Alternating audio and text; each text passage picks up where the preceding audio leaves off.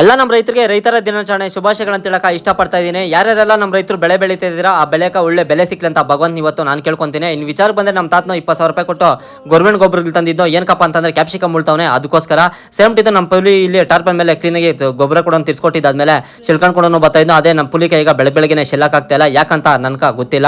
Same ಇದು ನಾನು ರೈತನಾಗಿ ಒಂದು ಮಾತಾಡಕ್ಕೆ ಇಷ್ಟಪಡ್ತೀನಿ. ಬಟ್ಟೆ ಗಲೀಜಾಗಿರ್ಬೋದು ಕೈ ಗಲೀಜಾಗಿರ್ಬೋದು ಮಾಡೋ ಕೆಲಸ ನಿಯತ್ತಾಗಿ ಮಾಡ್ತೀನಿ ಅಂತ ಹೇಳಕ ಇಷ್ಟಪಡ್ತೀನಿ. ಇದನ್ನೆಲ್ಲ ಮುಗಿಸ್ಕೊಂಡು ಟೈಮ್ ನೋಡಿದೆ 10 ಗಂಟೆ ಆಗಿತ್ತು. ನಾನು ನಮ್ಮ ಅಧ್ಯಕ್ಷರು ನಮ್ಮ ಫ್ರೆಂಡ್ಸ್ ಅಲ್ಲಿ ಇವತ್ತು ಮಾಲೂರಾಗಿರುವ ಅಲ್ಲೇ ರೋಡ್ಗೆ ಬಂದಿದ್ರೆ ಏನಕ್ಕಪ್ಪ ಅಂತಂದ್ರೆ ಇವತ್ತು ರೈತರ ದಿನಾಚರಣೆಗೋಸ್ಕರ ನಮ್ಮ ಅಧ್ಯಕ್ಷರು ಅನಾಥ ಮಕ್ಕಳಿಗೆ ಒಂದೊತ್ತು ಊಟ ಹಾಕೋಣ ಅಂತ ಕೂಡ ಹೇಳಿದ್ನು. ಅದಕ್ಕೋಸ್ಕರ ನಾವು ಇವತ್ತು ಬಂದಿದ್ರೆ ಇಲ್ಲಿ ಬಂದ್ಮೇಲೆ ಈ ಅನಾಥಾಶ್ರಮಗ ಒಂದು ವಿಚಾರ ಕೂಡ ಗೊತ್ತಾಯ್ತು ನಮಗೆ. 15 ವರ್ಷದಿಂದ ಇವರು ಬಾಡಿಗೆ ಕೊಟ್ಕೊಂಡು ಇದನ್ನ ನಡ್ಸ್ಕೊಂಡ್ ಬರ್ತಾವ್ರಂತೆ. ನನ್ಗೆ ಕೇಳಿ ತುಂಬಾ ಬೇಜಾರು ಕೂಡ ಆಯ್ತು. ನಾನು ಬಂದು ಒಂದೊತ್ತು ಊಟ ಹಾಕ್ಬಿಟ್ಟು ಒಂದು ವಿಡಿಯೋ ಮಾಡ್ಕೊಂಡು ಶೋಕಿ ಮಾಡ್ಕೊಂಡು ನಾನು ಹೋಗ್ಬೋದು. ಆದ್ರೆ 15 ವರ್ಷದಿಂದ ಇವ್ರನ್ನ ಕಾಪಾಡ್ಕೊಂಡ್ ಬರ್ತಾವ್ರಲ್ಲ ಆ ಭಗವಂತ ಇವ್ರ ದೇವರು ಒಳ್ಳೇದ್ ಮಾಡ್ಲಿ ಇವ್ರಿಗೆಲ್ಲ ಅಂತ ಹೇಳಕ ನಾನು ಇಷ್ಟಪಡ್ತೀನಿ. ಇಷ್ಟೆಲ್ಲ ಹೆಲ್ಪ್ ಮಾಡ್ಬೇಕಂದ್ರೆ ಕಾರಣ ನೀವು ಯಾರಪ್ಪ ಅಂತಂದ್ರೆ ನನ್ನ ಯಾರ್ಯಾರೆಲ್ಲ ಫಾಲೋ ಮಾಡ್ತಾ ಇದ್ದೀರಾ ಎಲ್ಲ ನನ್ನ ದೇವ್ರಿಗೆ ಅಂತ ಹೇಳಕ ಇಷ್ಟಪಡ್ತೀನಿ. ಅದ್ರ ಜೊತೆಗೆ ನನ್ನ ಫ್ರೆಂಡ್ಸ್ ಕೂಡ ಹೆಲ್ಪ್ ಮಾಡ್ತಾವ್ರೆ.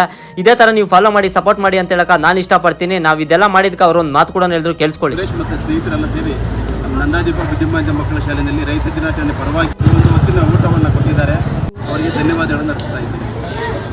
ಈ ಅನಾಥಾಶ್ರಮ ಇರೋದು ನಮ್ಮ ಮಾಲೂರಲ್ಲೇ. ಇವಾಗ ಹೊಸದಾಗಿ ಕೂಡ ಕೊಡ್ತಾವ್ರಂತೆ. ನಿಮ್ಮ ಕೈಯಲ್ಲಿ ಏನಾದರೂ ಹೆಲ್ಪ್ ಮಾಡ್ಬೇಕೇನಂಗಿದ್ರೆ ಅವ್ರ ಸ್ಕ್ಯಾನರ್ ಮತ್ತೆ ಫೋನ್ ನಂಬರ್ ಹಾಕಿರ್ತೀನಿ, ನೀವು ಬೇಕಾದ್ರೆ ಹೆಲ್ಪ್ ಮಾಡ್ಬೋದು ಅಂತ ಹೇಳಕ ಇಷ್ಟಪಡ್ತೀನಿ. ಇದೆಲ್ಲ ಮುಗಿಸ್ಕೊಂಡು ಮನೆಗೆ ಬರಕ ಸಂಜೆ 5:30 ಕೂಡ ಆಗಿತ್ತು. ಇವತ್ತಿನ ಕತೆ ಇಷ್ಟು. ನಾಳೆ ಸಿಗ್ತೀನಿ ಫ್ರೆಂಡ್ಸ್ ನಿಮ್ಕ.